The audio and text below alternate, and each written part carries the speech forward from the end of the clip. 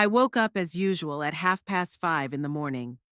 Not because I needed to get up so early. At my age, morning sleep is especially precious. But because after 40 years of working as a nurse, the habit had become an incurable disease.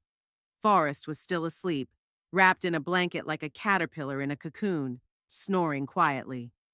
Since retiring 3 years ago, he had finally allowed himself to sleep in. I slipped out of bed carefully, trying not to wake him. My morning ritual was the same every day. Make a strong cup of tea, toast some bread with peanut butter, and flip through the local newspaper, the Roswell Courier. The small town, 200 kilometers from the nearest metropolis, lived its unhurried life. Sometimes it seemed to me that even the clocks ticked slower here than in the rest of the world. I went out to the back porch to admire my roses. They always cheered me up, even when everything else was going wrong. Barney, the neighbor's cat, a red-haired rascal with a torn ear, was dozing on my garden bench as usual. Seeing me, he opened one eye, meowed for the sake of propriety, and sank back into his slumber. "Good morning, Muriel," came the voice of my neighbor Dorothy, leaning over the fence. Despite her 72 years, she dyed her hair bright red and wore provocatively colorful outfits. "Off to pick up the kids again?" "Where else?" I smiled. "I have to pick up my grandchildren from school." "You should take a break sometime." Dorothy shook her head. "All my friends my age only think about themselves. They travel, embroider, play bridge, and you're like a squirrel in a wheel." "I can't help it," I shrugged. "Noel and Mercy both work, and there's no one else to pick up the kids." "You should at least charge them for babysitting," Dorothy snorted. I just waved her off. Money was the last thing on my mind. After 40 years of working as a nurse, Forrest and I had a decent pension, some savings, and a paid-off house. We didn't live lavishly, but we had more than enough to live on. Besides, taking care of my grandchildren gave me a sense of purpose that I had been missing since I retired. "What about Forrest? Is he still fishing?" my neighbor persisted. "He's been working on something in the garage all day. He says he's making me a surprise for our 45th anniversary." I smiled, remembering how my husband had winked mysteriously at me, forbidding me to go into the garage. There was a sound of footsteps in the house, and Forrest came out onto the porch, tall, thin, with silver hair and a neatly trimmed beard. Despite being 69, he looked younger than his age, the result of a healthy lifestyle and good genes. "Good morning, ladies," he said, putting his arm around my shoulders and nodding to Dorothy. "Wonderful day, isn't it?" "Wonderful if you don't break your back with your surprises," I grumbled, but immediately smiled to soften my words. "You're grumpy as usual." Forrest kissed me on the cheek. "Do you need help with the lunch for the grandchildren?" "I'll manage." I headed into the house. "You have your things to do, and I have mine." In the kitchen, I started preparing the lunch I planned to take to my son's house. Cooking always calmed me down. I loved the process of turning disparate ingredients into something whole and nourishing. Maybe that's why I loved taking care of my family so much. It was like cooking a complicated dish where every ingredient was important. Forrest appeared in the kitchen with a cup of coffee in his hands. "Have you thought about slowing down a little?" he asked, watching me chop vegetables for a stew. "The kids are grown up now. They can manage on their own." "I'm not getting in their way," I said, tossing the chopped vegetables into the pot. "I'm just helping." You know how tired Mercy is after work. After a long day at the office, she doesn't feel like cooking. "Aren't you tired?" Forrest came closer and put his hand on my shoulder. "You're 67, Muri. You deserve a rest." "I do rest," I replied. "I watch TV shows in the evenings, read books." Between going to Noel's house, doing their laundry, cooking their lunches and dinners, Forrest shook his head. "I'm worried about you." I put down the knife and turned to my husband. "Do you remember what it was like when Noel was little? I worked 2 shifts to provide for him. We lived in that tiny apartment, remember? When we didn't even have money for heat and we slept in one room to save on the heater. I swore to myself that my son would never live like that, and I kept my promise." "I know," Forrest said softly. "You were an amazing mother, and you're still an amazing grandmother. I just want you to take care of yourself as much as you take care of others." I went back to cutting vegetables, thinking about his words. Maybe he was right, and I was spending too much time at my son's house. But how could I explain this feeling, this need? It was as if I would lose a part of myself if I stopped taking care of them. I'll think about it, I finally said. Now I need to finish dinner. Forrest nodded understandingly and left me alone with my thoughts. In 39 years of marriage, he had learned when to push and when to back off. By 11 o'clock, dinner was ready.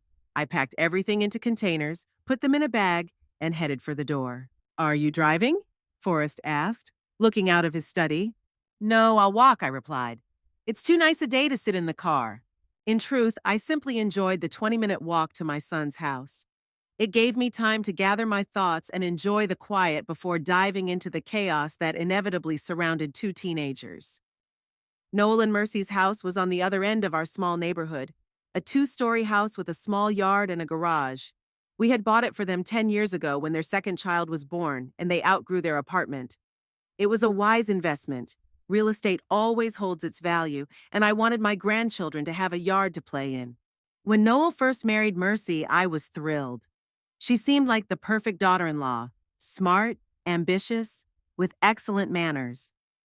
We got along very well in the early years.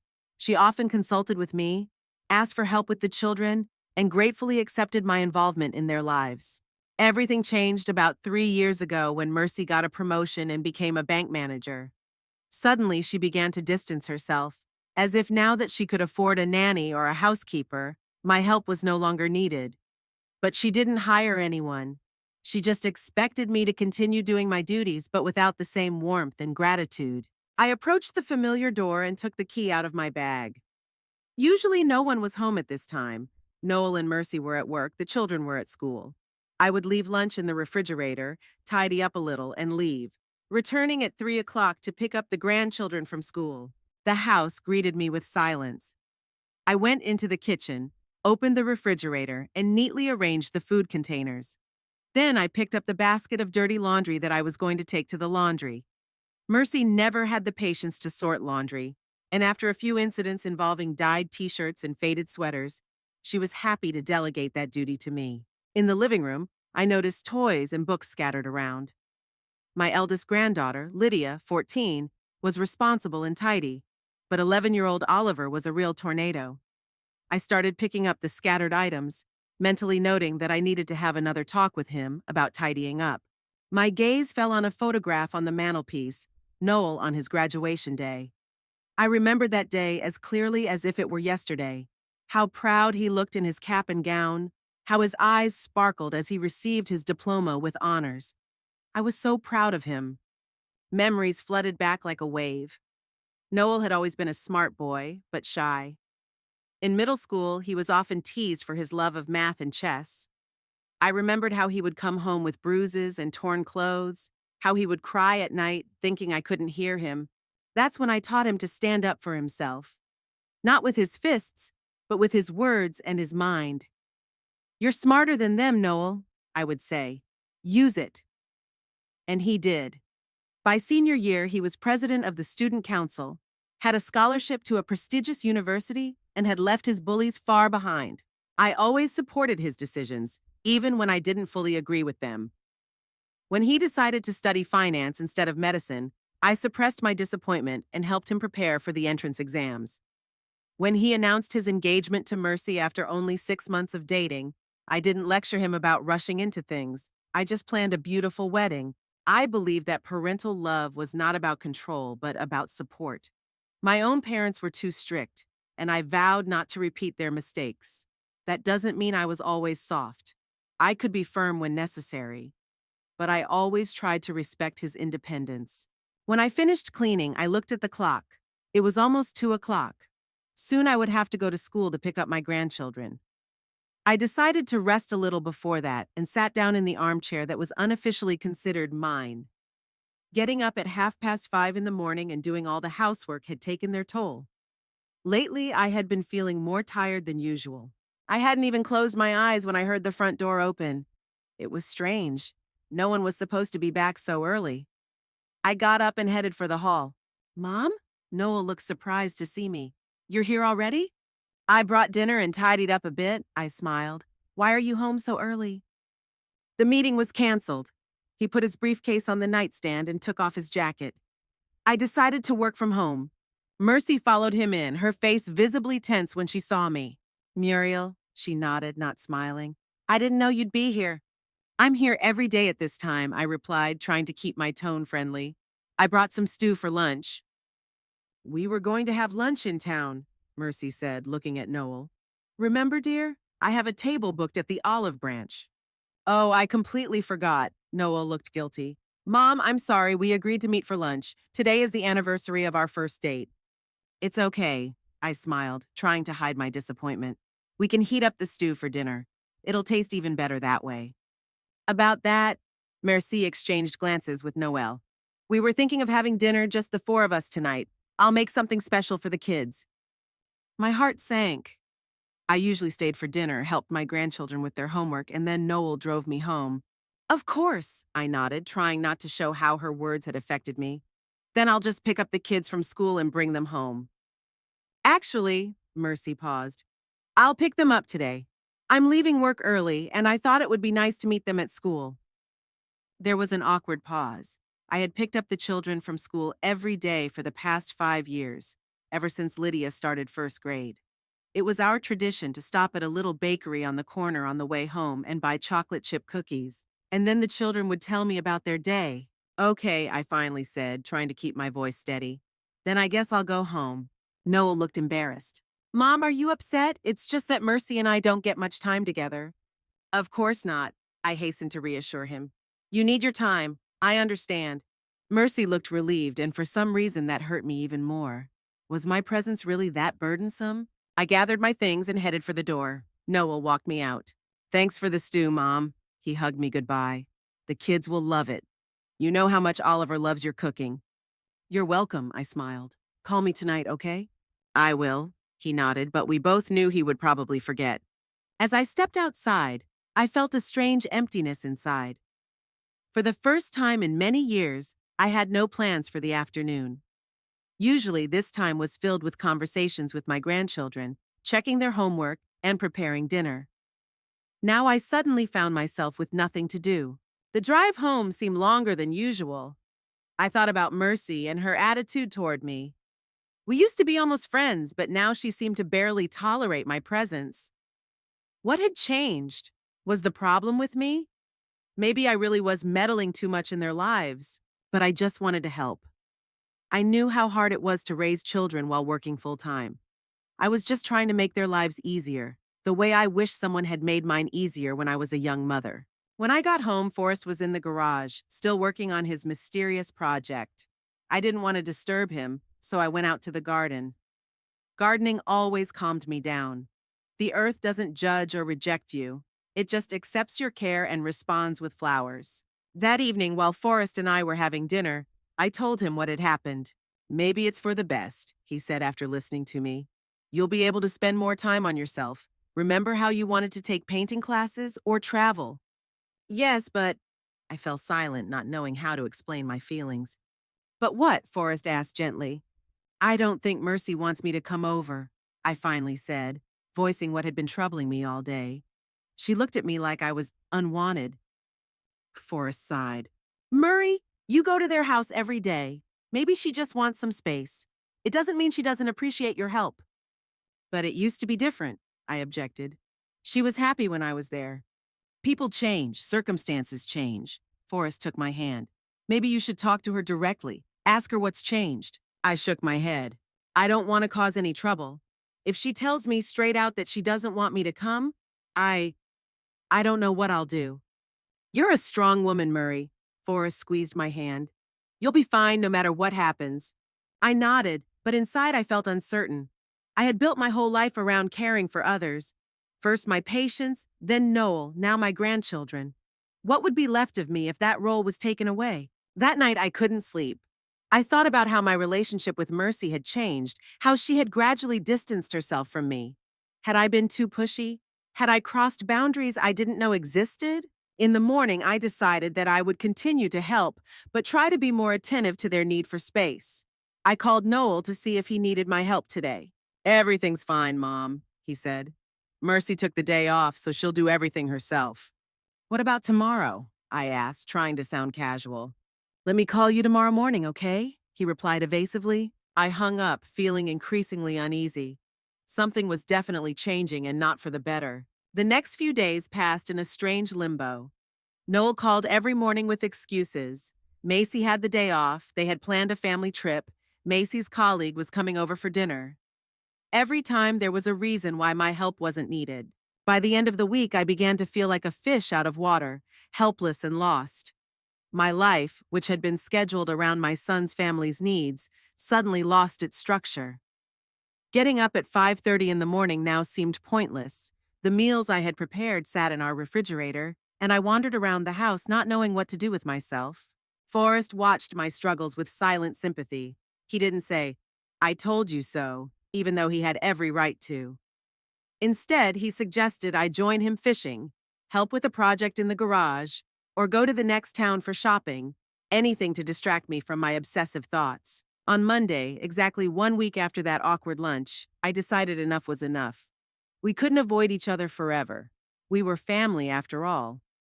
I baked an apple pie, Noel's favorite dessert since childhood, and headed over to their house, determined to clear the air. It was a cloudy day, with low clouds threatening rain, and the air was filled with that special pre-storm heaviness that makes your temples ache. Or maybe it was the anticipation of an unpleasant conversation. I had never liked confrontation. As I approached the house, I noticed that Mercy's car was parked in the driveway. Strange, she was usually at work at this time. I climbed the steps, balancing the pie in one hand, and reached for the key. Turning the key in the lock was met with unexpected resistance. I tried again, thinking that maybe the lock was jammed. Again, nothing. Confused, I rang the doorbell. It was at least a minute before the door opened. Merci stood in the doorway, dressed in a housecoat and wearing a paper face mask. She looked surprised and not too happy to see me. "Muriel?" Her voice sounded tense. "Is something wrong?" "No, I held up the pie. "I baked an apple pie and thought I'd bring it over. For some reason, my key didn't work." Macy visibly tensed. "Yes, we changed the locks last week. There have been some security issues in the neighborhood." I felt something cold and heavy sink into my stomach. They had changed the locks and hadn't given me a new key. The message was crystal clear. I wasn't welcome. "You could give me a new key," I said, trying to keep my voice casual. Macy hesitated, shifting from one foot to the other. Then she took a deep breath, as if gathering her strength. "Listen, Muriel. Noel and I have been talking about this, and—" She paused. "We think it would be better if you didn't come over unannounced." I blinked, not quite sure I had heard her correctly. "Without warning?" "Yes." Mercy straightened up, her voice firmer.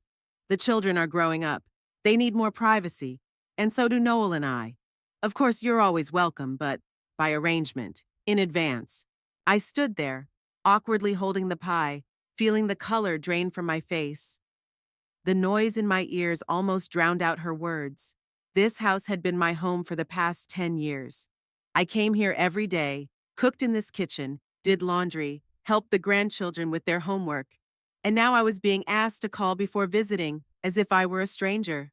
"I understand," I finally said, although I didn't really understand anything. "Of course I'll call." I handed Mercy the pie. She took it with a polite smile that didn't reach her eyes. "Thanks for the pie. The kids will love it." "Are they at school?" I asked, desperately trying to stay on familiar ground. "Yes, I took the day off to stay home," she said, adjusting her slipping mask. "I had plans for a beauty day." I nodded, not knowing what else to say. An awkward pause hung in the air. "Well, I'll be going," I finally said. "I don't want to keep you." "You're not keeping me," Mercy replied automatically, but we both knew it wasn't true.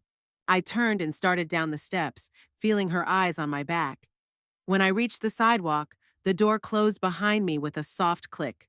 A click that sounded like the final chord of a decade of my life. I walked home in a daze, barely noticing the road beneath my feet. My mind was torn between hurt, anger, and confusion. How could everything have changed so much? When had I become an unwelcome guest in my own son's home? The rain that had been threatening all day finally began. At first light and almost imperceptible, then growing stronger. I didn't quicken my pace or open my umbrella. The raindrops running down my face mixed with the tears I finally allowed myself to shed. By the time I got home, I was soaked through. Forrest, seeing me at the door, let out a cry of surprise. Murray, what happened? You're all wet. I didn't answer, just stood there looking at him, feeling the water dripping from my clothes onto the hallway floor. He quickly left and returned with a large towel, which he draped over my shoulders.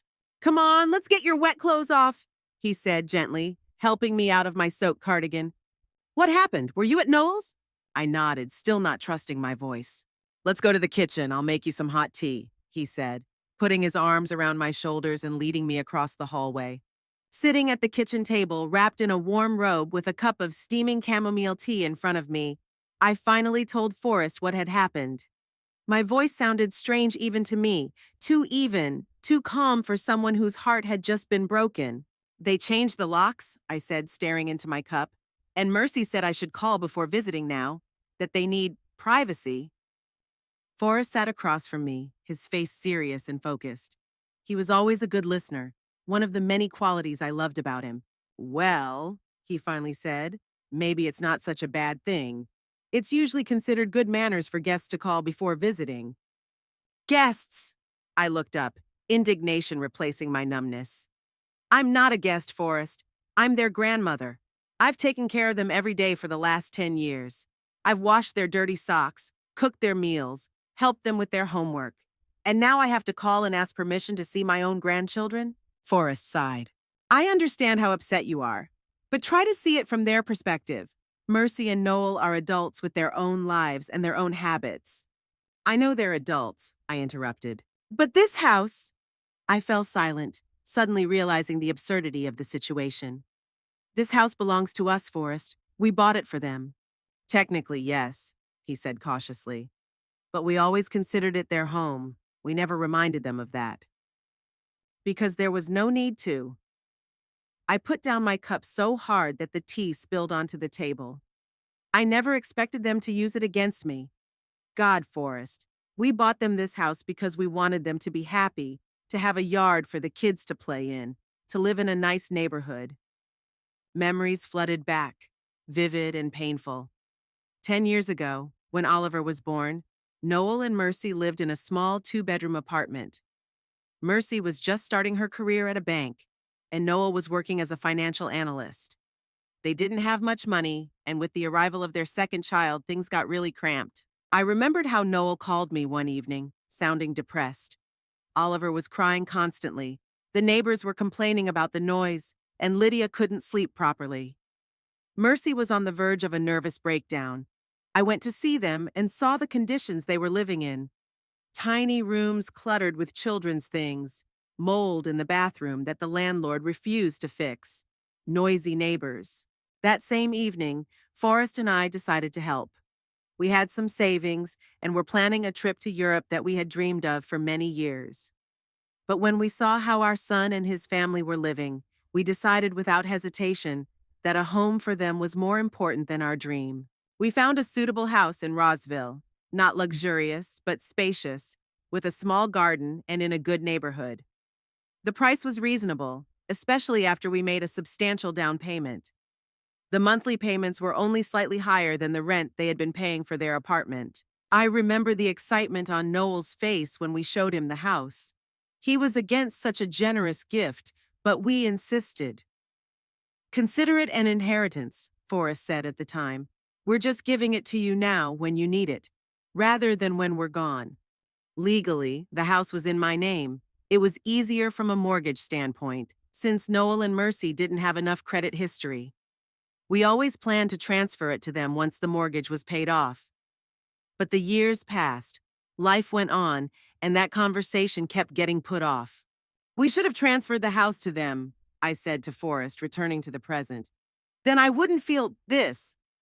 What exactly? He asked gently. Betrayal. The word slipped out before I could think it through. I gave them everything, my time, my energy, my savings, and now I have to call before I come to the house I bought myself? Forrest sighed and took my hand. Murray, I understand you're hurt, but maybe Mercy and Noel just want more independence? They're not a young couple who need constant help anymore. The kids are grown up. Mercy has a successful career, Noel too. Maybe they just need space to be their own family? I looked at our clasped hands, at the wrinkled skin and protruding veins. When did we get so old? When did our son grow up so much that he no longer needed us? I just wanted to help, I whispered. I didn't think it bothered them. I know, Forrest squeezed my hand. But maybe the best way to help them now is to give them space, to respect their desire to be independent. I was silent, thinking about his words. Maybe he was right. Maybe I really was meddling too much in their lives. But why couldn't they just talk to me? Why did they have to change the locks and humiliate me like that? I don't know if I can just back off, I finally said. This has been my life for the last 10 years. What am I going to do now? What you've always wanted to do but put off because you were taking care of them, Forrest smiled. Remember how you wanted to learn watercolor painting? Or take a landscape design class? Or just travel more? We have time, Muri, and we have the means. We can start living for ourselves. I nodded, but inside I still felt empty. Painting and traveling seemed like a pale substitute for hugging my grandchildren, their laughter, their little triumphs and tragedies that they shared with me every day. I'll try, I finally said, but first I need to talk to Noel, clear things up. I want to hear from him what he thinks about this. Forrest nodded. Of course, just don't do it today. Give yourself time to cool down, gather your thoughts. It's better to have conversations like this with a clear head. I agreed, even though inside I was boiling with the desire to call my son immediately and tell him everything I thought about his behavior. But Forrest was right. In my current state, I would say something I would later regret. I spent the rest of the day in a strange stupor. I mechanically did my chores, tried to read, but couldn't concentrate, staring out the window at the rain, which didn't stop until evening. Forrest stayed close by, offering to help, but mostly giving me space to think. Towards evening, the phone rang. I glanced at the screen. Noel. My heart sank. Mercy must have told him about our meeting. I took a deep breath and answered. Hi, Mom. His voice sounded uncertain. How are you? Fine, I replied, trying to keep my voice steady. And you? Good, he paused. Mercy said you came by today. Yes, I gripped the phone tighter. I brought apple pie.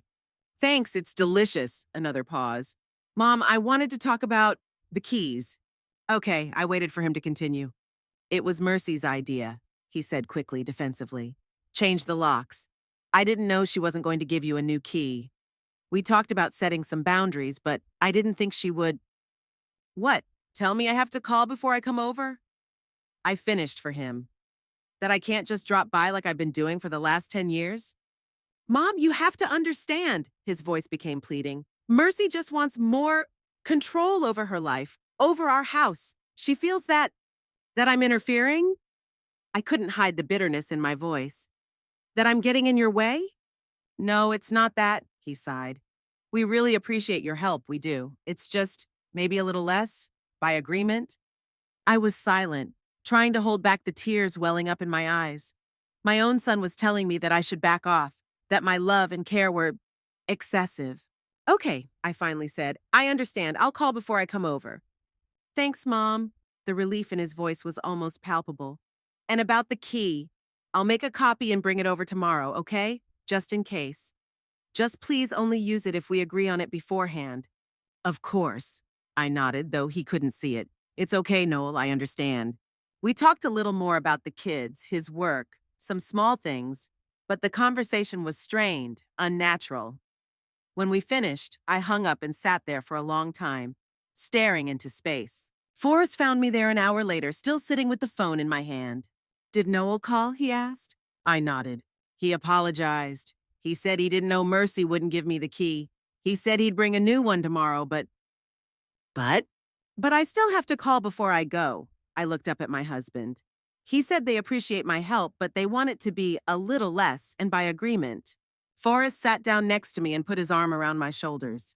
Well, that's not so bad, is it? You can still see your grandchildren and help them out, just with some restrictions. I leaned against his shoulder, feeling old and tired. Yes, you're probably right. I just didn't expect it to hurt so much. Forrest kissed me on the top of my head. Change is always painful, Muri, but sometimes it's necessary. I nodded, but inside me a strange feeling arose, a mixture of resentment, determination, and something else I couldn't name. Perhaps it was the realization that the house I had bought with so much love and hope had become not a symbol of our family bond, but a dividing wall.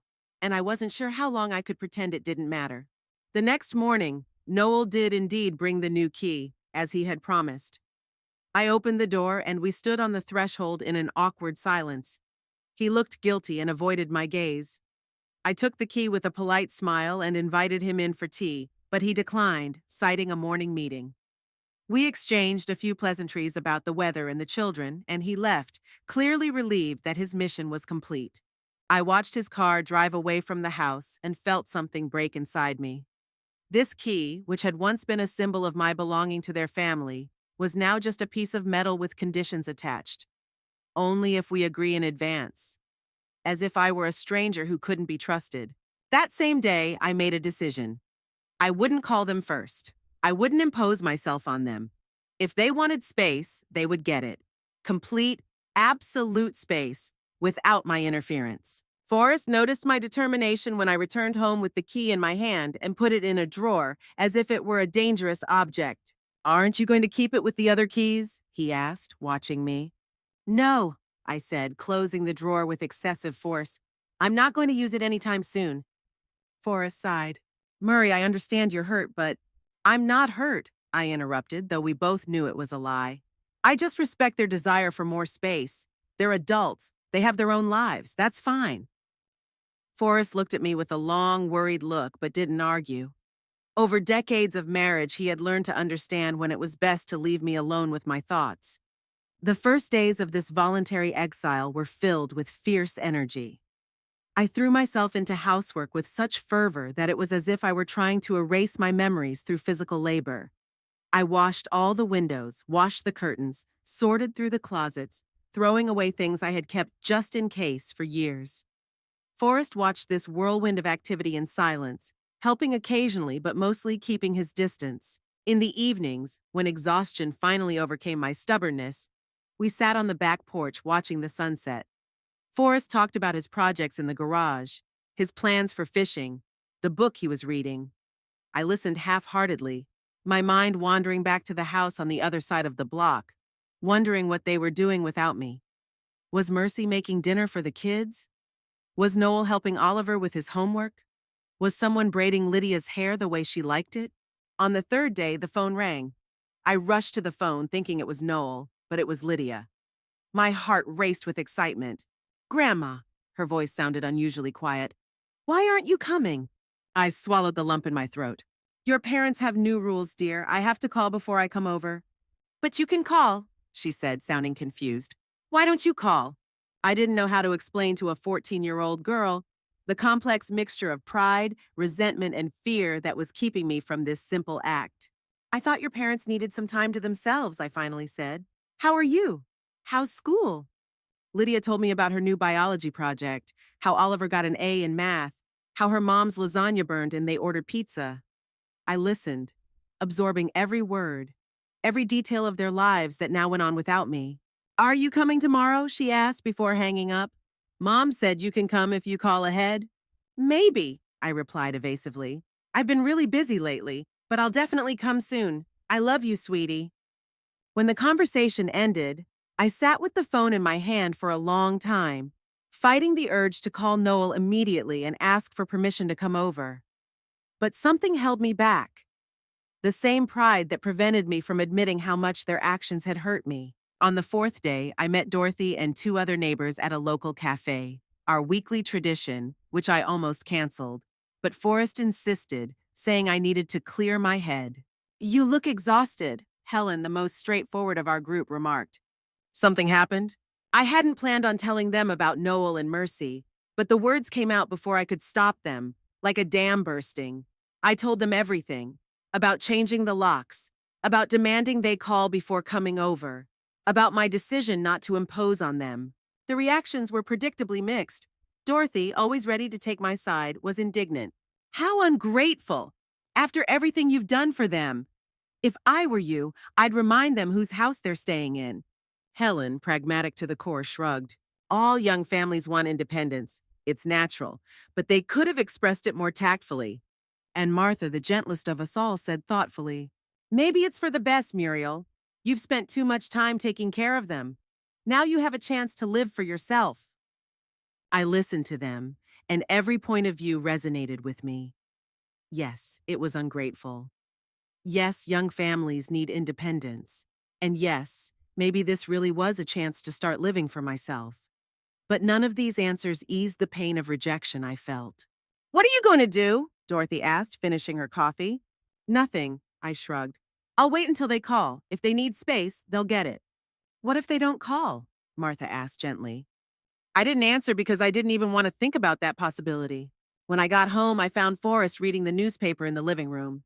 He looked up when I came in. "How was the meeting?" "Fine," I said, sinking into the armchair opposite him. "Did you tell them about Noel?" "And what did they say?" "Dorothy thinks I should remind them whose house they're living in. Helen says all young families want independence. And Martha thinks this is my chance to start living for myself." Forrest put down the newspaper. "What do you think?" I sighed. "I don't know, Forrest. Part of me wants to do exactly what Dorothy said. Remind them that the house is legally mine, and I have every right to come and go as I please. Another part of me understands that Helen is right. They need their own lives. And somewhere deep down, I know that Martha is right too. I've lived their life for too long, not my own." Forrest nodded, his eyes full of understanding. "All three of you are right in your own way. But the decision has to be yours, Murray. Only you know what's right for you." "What if I don't know?" I asked quietly. "What if all the options seem wrong?" He stood up, walked over to me, and knelt down next to my chair, taking my hands in his. "Then you give yourself time to figure it out. Don't make any rash decisions. Allow yourself to feel hurt, angry, disappointed, whatever you're feeling. And then, when your emotions have settled a bit, make your decision." I squeezed his hands, grateful for his quiet wisdom, for his ability to understand me without words. "I'm so tired, Forrest," I admitted. "It's like all the energy has drained out of me." "Then rest." He kissed my hands. "Give yourself a break from all of this. Do something that brings you joy." The next day, I followed his advice. Instead of continuing my frantic cleaning or sitting by the phone waiting for a call, I took out my old watercolors, which I had bought several years ago and never used. I sat down in the garden, surrounded by my favorite roses, and tried to capture them on paper. The result was far from perfect. The colors were blurry, the proportions were off, but the process itself was surprisingly therapeutic. Focusing on trying to capture the shade of a petal or the curve of a stem, I forgot for a while about my hurt, my feelings of rejection, and the emptiness that had formed in my life. Forrest found me there later that evening, surrounded by failed sketches, with paint stains on my hands and clothes. He looked at my attempts for a long time, then said, "You know what we need? Art lessons. They're held at the community center on Tuesdays and Thursdays. We could sign up together." I looked up at him in surprise. "You want to learn to paint?" "Why not?" He shrugged. "I've always thought I had a hidden talent. Maybe it's time to reveal it." I laughed, for the first time in days, sincerely, from the bottom of my heart. Forrest had never shown the slightest interest in art, and we both knew that this suggestion was his way of pulling me out of the shell I had begun to crawl into. "Okay," I said, still smiling. "Let's sign up for art classes." The weekend passed in relative calm. I deliberately avoided looking at Noel's house when Forrest and I went out for walks. I didn't listen for the phone. I tried to keep myself busy with other things, reading, cooking, gardening, but thoughts of my son and grandchildren wouldn't leave me. On Sunday evening, as I was going through old photo albums looking for pictures for a new project I had come up with, a collage of our family memories, the phone rang. It was Noel. His voice sounded uncertain. "Mom, how are you?" "Fine," I replied, trying to sound casual. "I'm doing some housework, sorting through old photos." "We haven't seen you all week," he said reproachfully, which seemed absurd to me. "The kids miss you." "I miss them too," I said honestly. "Then why don't you call?" he asked bluntly. "Why don't you come over?" I took a deep breath, fighting a sudden wave of resentment. "I thought you needed space, Noelle. You said you wanted a little less help by agreement." "Yes, but that doesn't mean you have to disappear from our lives completely." Now there was irritation in his voice. "Mercy just wanted a little more structure. So we know when you're coming so we can plan." "I understand," I said, although I didn't really understand. I had been coming at the same time every day for 10 years. Wasn't that structure? "Are you coming tomorrow?" he asked after a pause. "The kids will be happy to see you. and so will Mercy and I. I hesitated. Part of me wanted to say yes immediately, rush over, hug my grandchildren, and return to my familiar routine. But another part, the part that still felt rejected and humiliated, resisted. Not tomorrow, I finally said. I have plans for tomorrow, maybe next week. Okay. The disappointment in his voice was obvious. Call me when you can come. After the conversation, I sat looking at the photos spread out in front of me. Pictures of Noel at different ages. A newborn in my arms, a toddler taking his first steps, a schoolboy with a backpack bigger than himself, a teenager at his prom, a young man with his fiancée. The story of his life captured on paper. A story in which I had always been there, supporting, helping, loving. And now he has grown up so much that my constant support has become not a necessity, but a burden. It was natural, logical, and yet painful. The next day, Monday, exactly a week after the incident with the locks, I decided to tidy up the storage room, the last bastion of chaos in our house. Forrest went fishing with his friends, and I was left alone, which was actually convenient for such a dusty undertaking. The storage room was littered with boxes of old things, documents, memorable souvenirs, everything we couldn't throw away but didn't use in everyday life. I methodically went through box after box, sorting things into those worth keeping and those we could part with. In one of the boxes labeled simply Documents, I came across a thick folder marked Noel's House. Inside were copies of all the documents related to the purchase of the house, the purchase agreement, the mortgage agreement, insurance policies, and receipts for payments. I leafed through them, remembering the day we signed the papers at the real estate agent's office, Noel's excitement, and the pride Forrest and I felt that we could provide our son with a home of his own. My signature stood out on the last page of the purchase agreement, the only signature of the owner. Even though we always referred to the house as Noel's house, legally it belonged to me. We had planned to transfer it to Noel once the mortgage was paid off, but then other concerns arose, and the matter was continually postponed. I sat on the floor of the storage room, holding this document in my hands, and for the first time fully realized the irony of the situation. I was being asked to call before coming to the house that belonged to me. The house I had bought with love and care had become a tool for my exclusion from their lives. This realization did not bring me any sense of triumph or desire to take advantage of my legal position. Instead, I felt a deep sadness. Had it really come to this, that I had to remind my own son who owned the roof over his head? Was this what love was? I carefully put the documents back in the folder and placed it on a shelf where it was easily accessible. Not because I planned to use it as a weapon, but because it suddenly seemed important to me. A reminder of my love for my son, but also of my dignity, which I must not forget. When Forrest returned from fishing, I told him about my discovery and Noel's call. "What are you going to do?" he asked, looking at me intently. "I don't know," I replied honestly. "Part of me just wants to go back to my old life and forget about this incident. Call them, offer my help, mend our relationship.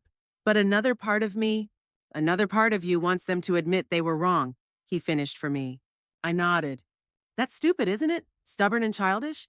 "No," Forrest shook his head. "It's human. You feel hurt and rejected. You want them to understand how much they hurt you. There's no shame in that." I looked at him gratefully. Whenever I doubted myself, he found a way to help me see my feelings as natural and understandable, not something to be ashamed of.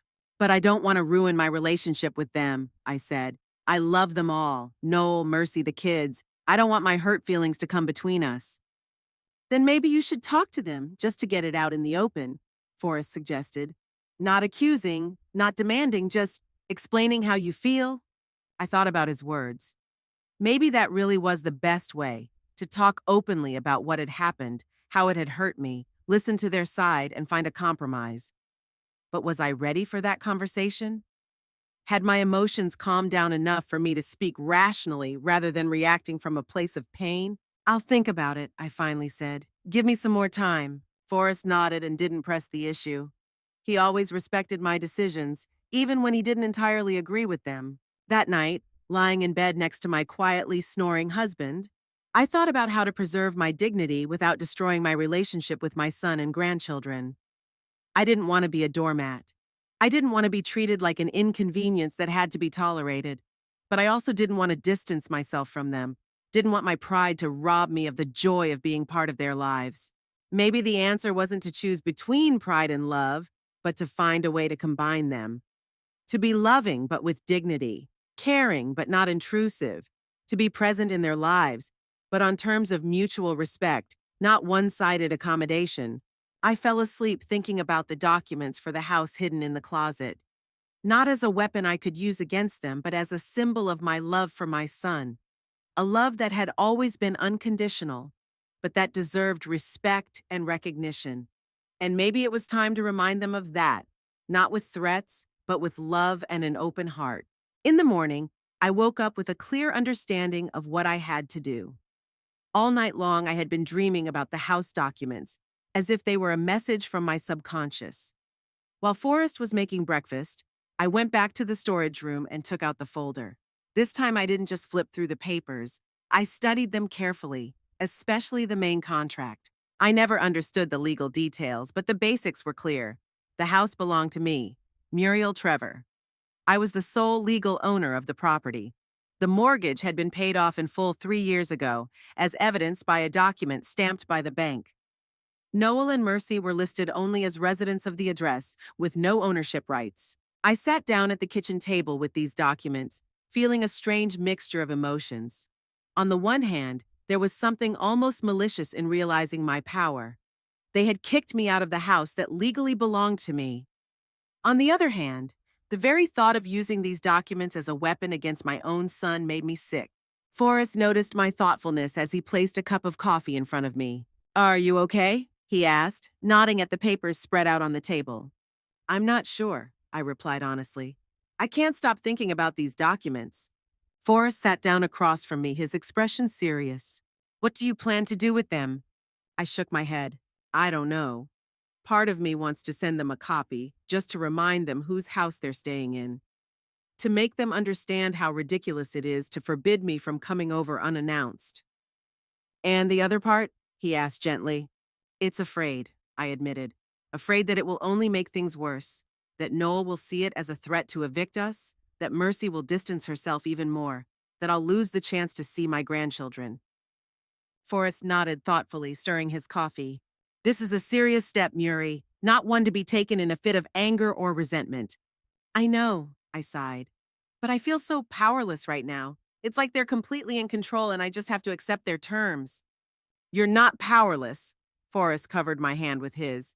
"You have a choice. You can continue to remain silent and stay out of it. You can agree to their terms and call before you come over. You can try to talk openly about how their actions hurt you. Or you can use your legal rights as a last resort. All of these options are available to you." I looked at our clasped hands, so familiar, so dear. As always, Forrest was my anchor, the person who helped me see clearly when my emotions clouded my judgment. "What do you think I should do?" I asked.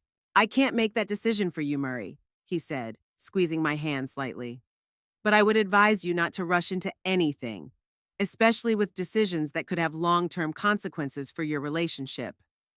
Ask yourself, what do you really want to get out of this? To restore your previous relationship, to set new boundaries? Punish them for how they treated you?" I thought about his questions. What did I really want? Not petty revenge, that was for sure. I wanted them to understand how much their actions had hurt me. I wanted to be back in my grandchildren's lives. I wanted my role in the family to be respected and valued. "I want them to understand," I finally said. "I want them to understand that you can't treat someone who loves and cares about them like that. That you can't just kick me out after 10 years of helping them every day as if I were a hired hand who can be fired." "Then maybe that's what you should talk to them about," Forrest suggested gently. "Not the house documents, but your feelings. What if they don't want to listen?" I couldn't shake the fear. "What if Mercy just brushes me off like I'm some annoying old woman?"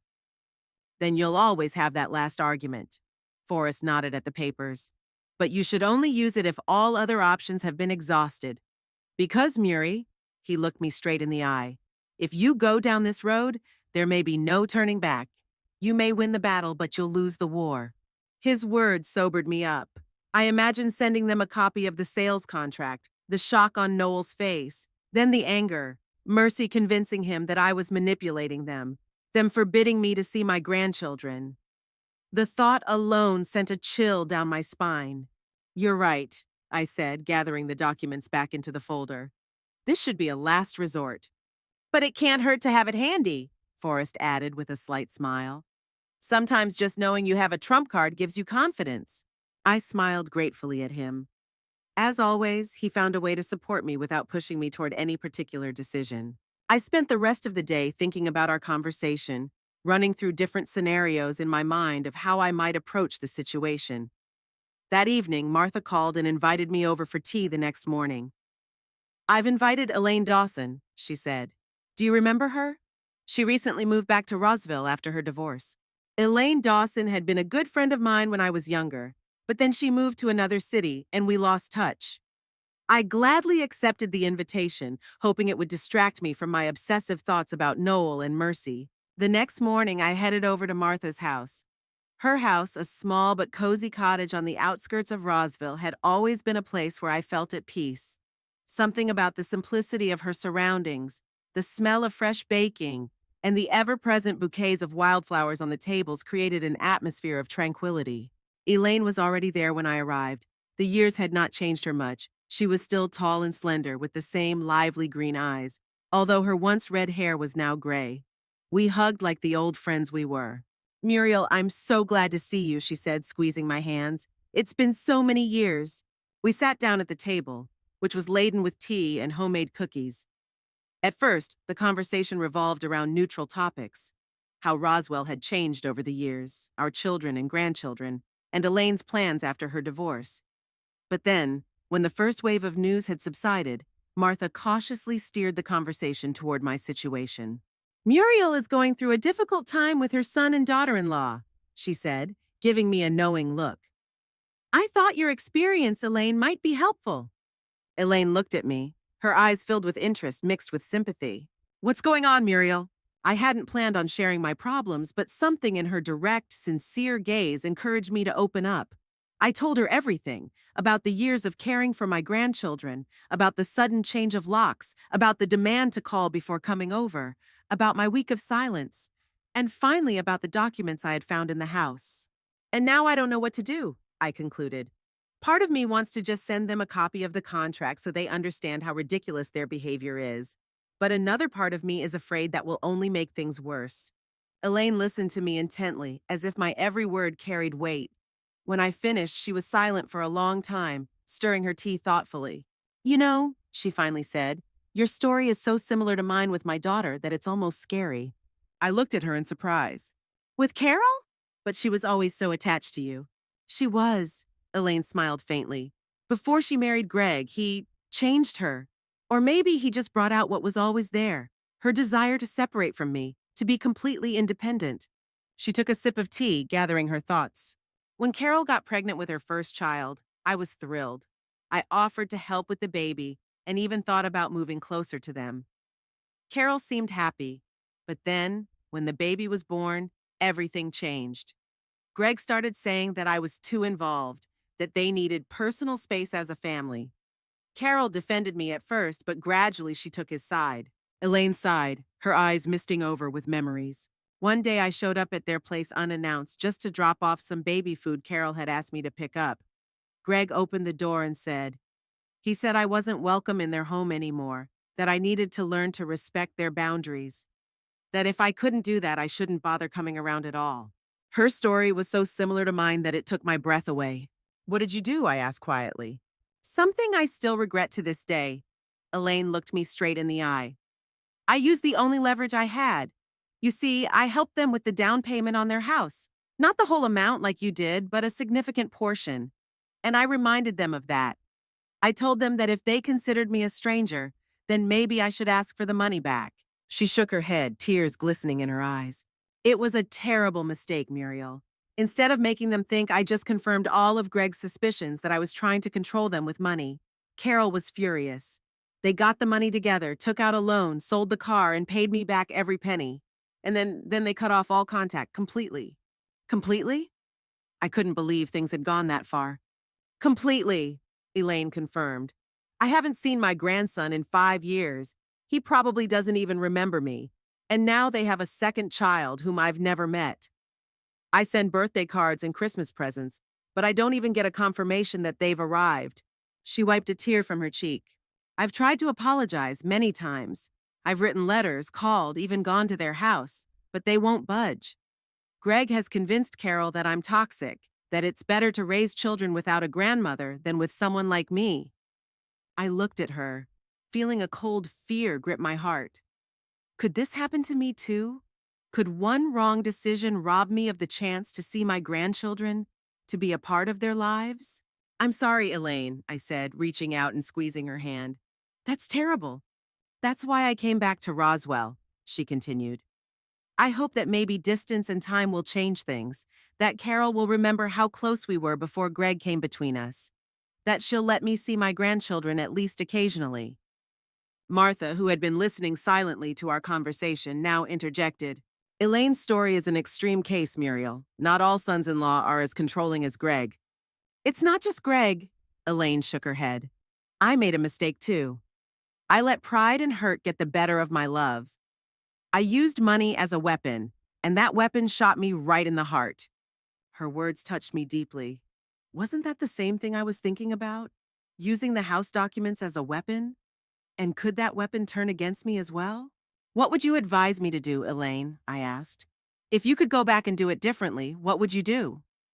She thought for a moment, her gaze fixed on some point in the distance. I would try to understand their point of view, she finally said. Young families really need space to form their own traditions, their own rules, especially when the children start to grow up. It doesn't mean they don't love you or appreciate your help. They just need to feel that they are a separate, independent family. She looked at me. I would try to find a compromise.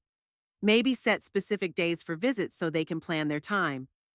Maybe find new ways to help that don't require you to be in their home all the time. The main thing is to remember that maintaining the relationship is more important than proving you're right. Her words made me think. Maybe I had taken Mercy's request too harshly. Maybe it wasn't so much a rejection of my help as a request for more predictability, for the ability to plan their time. What if they just don't want to see me? I asked, voicing my deepest fear. What if Mercy had just been putting up with me all these years and now finally decided she wanted me out of her life? Then it's her loss, Elaine said firmly. But I doubt that's the case. If they really wanted to cut you out of their lives completely, they wouldn't have asked you to call before coming over. They would have just said they didn't want to see you. The fact that they expected your call means they still want you to be a part of their lives, just on different terms. I thought about her words all the way home.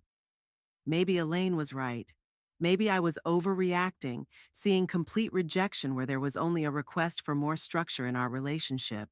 At home, I found Forrest reading the newspaper. He looked up when I walked in. How was your visit with Martha? I told him about my meeting with Elaine, about her story and her advice. She's right, you know, Forrest said when I finished, about how preserving a relationship is more important than proving you're right. I nodded, still thinking about what I had heard. But what should I do with the documents? I asked. Just forget about them? Not necessarily, Forrest put down the newspaper. You can use these documents not as a threat, but as an opportunity for an honest conversation. Maybe it's time to discuss the future of the house. Perhaps it's time to finally transfer it to Noel, as we always planned. That thought had never occurred to me. Transferring the house to Noel, not as a threat or punishment, but as a gesture of trust and love. To show that I respected them as an independent family, that I was willing to relinquish control that I had never intended to hold on to. That's an interesting idea, I said, surprised at how logical it suddenly seemed. But what if they take it as an attempt to buy their affection? It depends on how you present it, Forrest shrugged. If you tell them it's something you've always planned to do and now is just the right time, I think they'll understand. I sat down next to him, my mind racing, using the documents not as a weapon, but as a bridge, not as a way to establish control, but as a way to let go of it. It was liberating. I need to think it through, I said. Weigh all the pros and cons. Of course, Forrest squeezed my hand. Decisions like this can't be made in the heat of the moment. That evening, I sat in my favorite chair by the window, watching the sunset and going over all the possible courses of action in my mind. I could continue to stay away, waiting for them to make the first move. It would preserve my pride, but it risked turning a temporary rift into a permanent one. The longer we didn't talk, the easier it became to continue not talking. I could accept their conditions, call before visiting, come only when invited. That would allow me to return to my grandchildren's lives, but part of me resisted the idea of being a guest in the house I had bought myself. I could have tried to talk to them openly about how their actions hurt me, listen to their side, and find a compromise. This was the most mature approach, but it also required the most courage and vulnerability. Finally, I could use the documents, either as a threat to force them to apologize and change their attitude, or as an opportunity for a new beginning by offering to transfer the house to Noel. Each option had its pros and cons. Each could lead to different outcomes, and the choice was mine alone. Elaine's story stood before me as a warning. One wrong decision, one moment when pride overcame love, and 5 years would be lost, perhaps forever. Could I risk the same? Could I allow my hurt to rob me of the chance to see my grandchildren grow up? On the other hand, could I just swallow my resentment and pretend nothing had happened? Didn't I deserve an apology? An admission that I had been treated unfairly? I couldn't find a clear answer. Every time I thought I had made up my mind, new doubts crept into my soul. Late in the evening, when Forrest was getting ready for bed, I was still sitting with the documents in my hands, rereading them over and over, as if they could give me the answer. "Don't stay up too late," Forrest said, kissing me on the top of my head. "Sometimes the best decisions come in your sleep." I nodded but didn't move. Something was holding me back, not just indecision, but a strange feeling that I was on the verge of an important choice. A choice that would determine not only my relationship with my son and his family, but also the kind of person I was. Would I be someone who used power to seek revenge, or someone who found the strength to forgive and understand?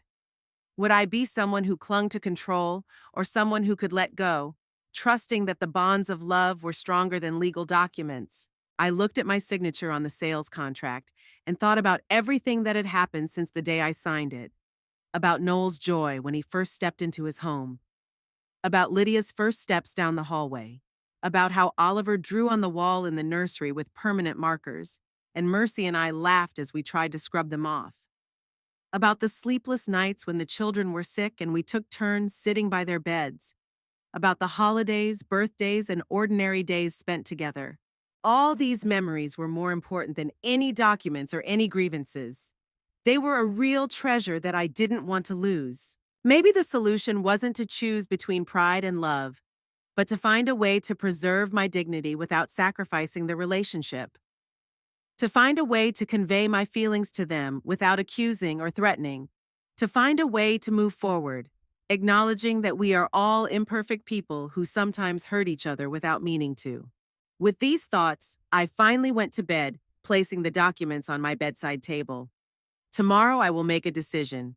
Tomorrow I will make a choice that will determine the future of our family. I woke up early with a clear understanding of what I had to do. All night long, I had dreamed of fragments of my conversation with Elaine, interspersed with images of Noel, Mercy, and my grandchildren. By morning, the fog of doubt had lifted, leaving behind a clear decision that seemed to be the only right one. At breakfast, I shared it with Forrest. "I'll send them a copy of the contract," I said, stirring my coffee. "But not as a threat. As a reminder that the house was always a gift, an expression of our love, not a tool for control." Forrest looked at me intently. "Are you sure?" "Yes," I nodded. "I'll write a letter explaining my feelings. I'll tell them how their demand to call before coming to the house we bought for them hurt me. But I'll also tell them that I understand their desire for more space. That I'm willing to respect their boundaries if they respect my feelings." "That's a wise decision," Forrest covered my hand with his. "An open, honest conversation is always better than silent resentment or open confrontation." After breakfast, I sat down at my desk in our small home library. I took out some letter paper, not an email, but a real letter on nice paper that they could read and reflect on. Some things are too important to be entrusted to fleeting electronic words. I began to write, letting the words flow freely from my heart. Dear Noel and Mercy, it has been 2 weeks since I learned about the change of locks and the new rule about calling before coming over. These 2 weeks have given me time to think about our relationship, my role in your lives, and what is truly important to all of us. I won't hide it. Your decision hurt me deeply. After 10 years of caring for my grandchildren every day, helping around the house, being suddenly removed in this way was painful. I felt rejected, unwanted, as if all these years I had not been a loving grandmother, but an intrusive stranger. But time and reflection have helped me see the situation more clearly. I understand that you are a young family who needs space, that the children are growing up and your needs are changing, that Mercy has a successful career and you are both perfectly capable of managing your lives without my constant presence. Enclosed with this letter, I am sending you a copy of the deed to your house, not as a threat or a means of pressure, but as a reminder of the history of this house. Forrest and I bought it for you 10 years ago, not to control your life, but because we loved you and wanted you and your children to have a nice home in a nice neighborhood. Legally, the house is still in my name, but we have always considered it yours. And now I am ready to officially transfer it to you if you wish. It would be a symbolic gesture confirming what has always been true, that the house belongs to you, as does your life in it. All I ask in return is respect. Not special privileges, not the right to come without warning, but simply respect for my feelings, for my role in your life, for the years of love and care I have devoted to you and the children. I am offering an honest conversation. No accusations, no hurt feelings, no ultimatums. A conversation about how we can move forward while respecting each other's needs and maintaining the connection that I believe is important to all of us. With love, Mom Muriel. I reread the letter several times to make sure it expressed exactly what I wanted to say.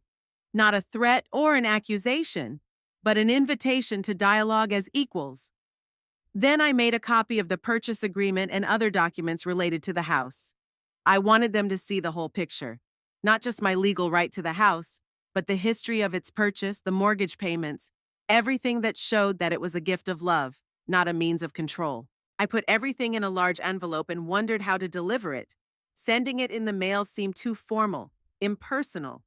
Delivering it myself meant risking rejection again if they didn't want to talk. After some thought, I decided that Forrest would take the envelope and simply leave it in their mailbox. A compromise between personal contact and formality. Forrest returned half an hour later. Everything okay? I asked, meeting him in the hallway. Yeah, he nodded. I put it in the mailbox like you asked. Their car wasn't there, so I think they're at work. Now all we could do was wait. I tried to keep myself busy. I cooked dinner, worked in the garden, read a book I had been putting off for months. But my thoughts kept returning to the envelope lying in their mailbox. How would they react? Would they understand that this was not a threat, but an attempt to restore our relationship? Or would they see only a legal document and decide that I was trying to scare them? The answer came sooner than I expected. Around 5 o'clock in the evening, the doorbell rang. I opened it and saw Noel holding my envelope. His face was tense, his eyes filled with a mixture of emotions, confusion, anxiety, and something else I couldn't quite identify. Mom, he said, holding up the envelope, what does this mean? Why don't you come in? I suggested. I think we need to talk. He hesitated for a second, then nodded and came inside. I led him into the kitchen where Forrest was making tea. Noel? Forrest nodded, showing no surprise. Tea? Yes, thank you, Noel replied distractedly, sitting down at the table. He placed the envelope in front of him as if it were a dangerous object. I sat down opposite him. Did you read my letter? I asked. Yes, he nodded. And I looked through the documents. I didn't know the house was still in your name. I thought you had transferred it to us when the mortgage was paid off. We were going to, I sighed, but it kept getting put off. First because of the paperwork costs, then because of other things. Time flies so fast. Noel looked at me, his gaze gradually softening. Why did you send this now? He finally asked, after 2 weeks of silence. Because I needed time to sort out my feelings, I replied honestly. I was hurt, Noel, deeply hurt by how everything happened. After 10 years of daily care, suddenly finding myself behind a locked door with a request to call before coming over. Mom, I didn't know Mercy had changed the locks, he said quickly. I thought she just wanted to talk to you about visiting hours. And then everything got messed up and then? I prodded him gently. And Mercy was so set on these new rules, and you stopped coming altogether, and I was caught in the middle. He ran his hand through his hair, a gesture he had made since childhood when he was upset. I didn't know how to fix it. Forrest placed cups of tea in front of us and quietly left, giving us space to talk. I appreciated his tact. Why did Mercy suddenly decide to change the rules? I asked. Did something happen? Noel sighed. She got a promotion at work. Now she's managing an entire department, and it's a big responsibility. She wants to prove that she can handle everything: work, home, the kids. And your help, which used to be necessary now, undermines her confidence. It's as if she can't be a good enough mother and wife without outside help. I listened, trying to understand. It was so unlike what I had imagined. Not rejection, not ingratitude, but a complex mixture of pride, insecurity, and a desire to prove her independence. Why couldn't she just talk to me? I asked. Explain how she felt? She was afraid you wouldn't understand, Noel said, lowering his eyes. That you would take it as rejection, and to be honest, I was afraid of that conversation too. We kept putting it off, and then, well, what happened happened. I took a sip of tea thinking about his words. Perhaps we were all to blame for letting the situation get this far. Mercy with her unspoken feelings, Noel with his fear of conflict, me with my hurt and pride. I understand, I finally said, and I'm willing to respect Mercy's desire to be more independent. But I'm not ready to be cut off from my grandchildren's lives or feel unwelcome in your home. No one wants you cut off from us, Mom. Noelle reached across the table and squeezed my hand. The kids miss you, and so do I. Even Mercy asked why you hadn't called. Because I was too proud and hurt to take the first step, I admitted. It was stupid, I know, but what you did really hurt me. I'm sorry, Noel said sincerely. We should have handled it differently. Talked to you openly, explained our feelings, found a compromise. Instead, we created a problem out of nothing. Not out of nothing, I shook my head. The problem was real. Mercy needs space to feel confident in her new role. And maybe I needed to take a step back too, find my own interests besides taking care of you guys. We talked for another hour, discussing all the nuances of the situation, expressing our feelings without accusations or defensiveness. It was the honest conversation we all needed. Finally, Noel glanced at his watch. I have to go, he said. I promised to pick up the kids from school. Mercy is working late today. Tell them I said hi, I said. Why don't you tell them yourself? He suggested. Come with me. The kids will be happy to see you. And then we could all talk together. You, me, and Mercy when she gets home from work. I hesitated. Was I ready for this, to go back to their house to talk to Mercy? Okay, I finally decided. Let's go. The drive to school passed in relative silence. We were both lost in our thoughts, digesting the conversation we had just had. When we pulled up to the school, the children were already waiting on the playground. When they saw me, they ran toward the car with excited cries. Grandma! Oliver practically jumped into my lap as soon as I got out of the car. At 11, he was still very much a child, despite his attempts to appear grown up. Lydia, more reserved at 14, simply hugged me tightly. We missed you, she said. Why didn't you come? Adults sometimes have problems they need to solve, I replied, hugging them both. But now I'm here. On the way home, the children talked excitedly about school, their projects, and what had happened over the past 2 weeks. I listened eagerly, absorbing every detail of their lives that I had missed. When we arrived home, I felt a strange sense of unease as I crossed the threshold. This house, which had been so familiar, suddenly seemed foreign. I noticed small changes: new pillows on the sofa, a rearrangement in the living room, a painting on the wall that hadn't been there before. Life had gone on without me. The children dragged me into the kitchen, demanding that I help with snacks and homework, like before. I fell into my usual routine, but something had changed. I was more attentive, more aware, as if I were rediscovering the joy of being with them. Around 7 o'clock in the evening, we heard the front door open. Mercy was back from work.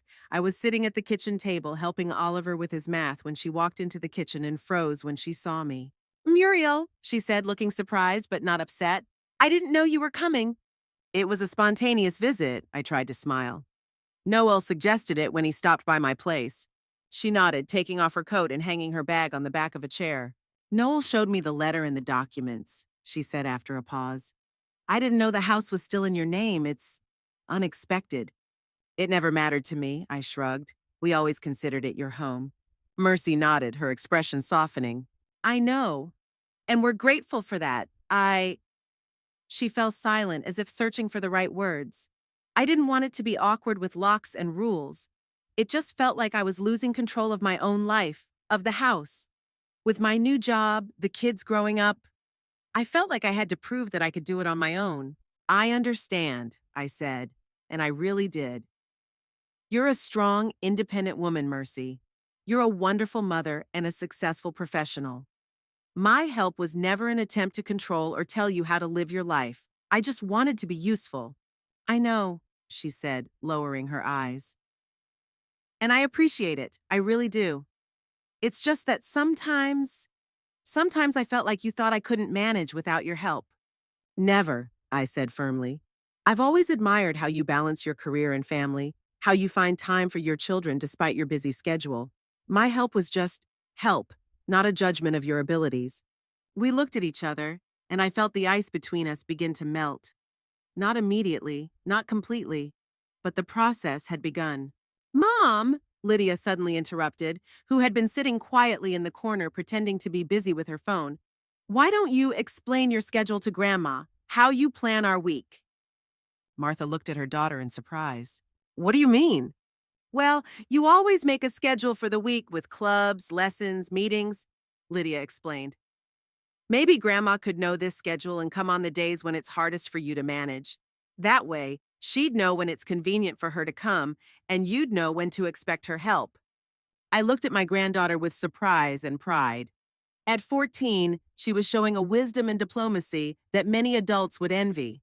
That's a great idea, said Noel, entering the kitchen. He had obviously heard part of the conversation. Mersey always makes a detailed schedule for the week. If we shared it with you, Mom, you could come on the days when your help is really needed instead of every day.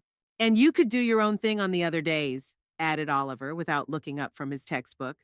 You wanted to take those painting classes, remember? I was touched that they remembered my plans, which I had mentioned in passing. That sounds like a good compromise, I said, looking at Mercy. If you don't mind, she smiled sincerely and openly for the first time all evening. I don't mind, it's a really good idea. And, Muriel, I want to apologize for how things turned out with the locks. It was wrong and unfair to you. And I want to apologize for shutting you out instead of talking to you, I replied. We could all have handled this better. We decided to have dinner together. Mercy took some food out of the refrigerator, and we started cooking together, not as mother-in-law and daughter-in-law in a Cold War, but as two women who respected and appreciated each other despite their differences. Over dinner, we talked about many things. Mercy's work, the children's school projects, the art classes Forrest and I had signed up for. The atmosphere was warm and relaxed, without the tension that had existed between us lately. After dinner, when the children had gone to do their homework, the three of us, Noel, Mercy, and I, sat down in the living room to discuss the future. About the house, Noel began. Your offer to transfer it to us. The offer still stands, I said, if that's what you want. We do, Mercy nodded. But not because we want to take it away from you, because it's the right thing to do, to make official what has always been true. This is our family home. And we insist that you always have a key, Noel added. Not as a guest, but as a member of the family. But I'll call before I come over, I smiled, out of respect for your space and schedule.